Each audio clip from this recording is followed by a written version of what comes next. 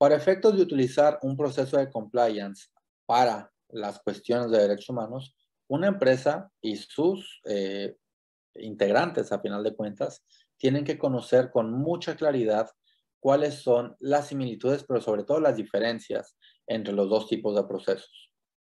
Y aquí la pregunta a responder es si son útiles los procesos de compliance para la debida diligencia.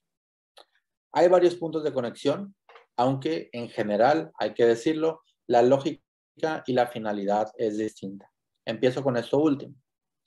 La debida diligencia se enfoca en los riesgos que la empresa puede producir en terceros. Y como ya vimos, esos riesgos pueden ser producidos directamente por la empresa, indirectamente a través de sus relaciones comerciales o a través de algún producto o servicio que esté vinculado de forma directa con la empresa. Es decir, no solamente se reduce a lo que la empresa por sí misma puede sufrir, sino que lo que ella puede generar. Por el contrario, el compliance aborda los riesgos para la empresa, es decir, cómo alguna situación en particular, sea de conducta interna de sus empleados o sea a través de una transacción comercial, puede generar un riesgo para la empresa. Por ello, es muy importante ver cómo una se enfoca hacia lo externo, la debida diligencia en particular, y otra se enfoca hacia lo interno y los riesgos que puede sufrir la empresa misma. Sin embargo, en la metodología hay algunos puntos de conexión y alguna coincidencia importante. Encontramos que en ambos casos, cuando hablamos de derechos humanos, se plantea que tiene que haber o que es conveniente que haya una política interna en la materia. Eso es fundamental porque si no hay una instrucción clara y precisa desde la cima de la organización, difícilmente se va a lograr un convencimiento expreso de todas las partes integrantes de esa organización.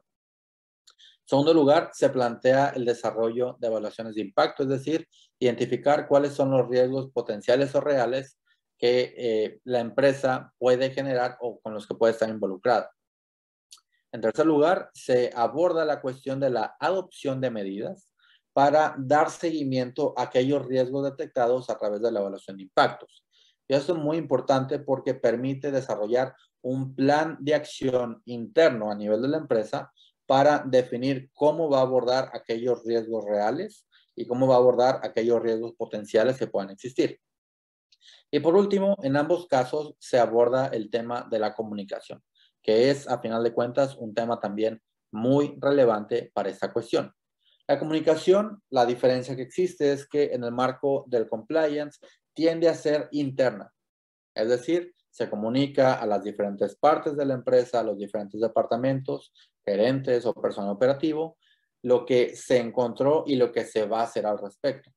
Mientras que en la debida diligencia involucra un proceso de comunicación y diálogo activo, de hecho proactivo, con partes externas a la empresa, que también puede tocar evidentemente el interior de la empresa para efectos de la coordinación sobre cómo se van a abordar los retos detectados. Pero esa última parte es fundamental. Si no hay una comunicación efectiva al interior y al exterior, generalmente eso puede conducir a riesgos que podrían evitarse si se hiciera bien ese proceso de diálogo.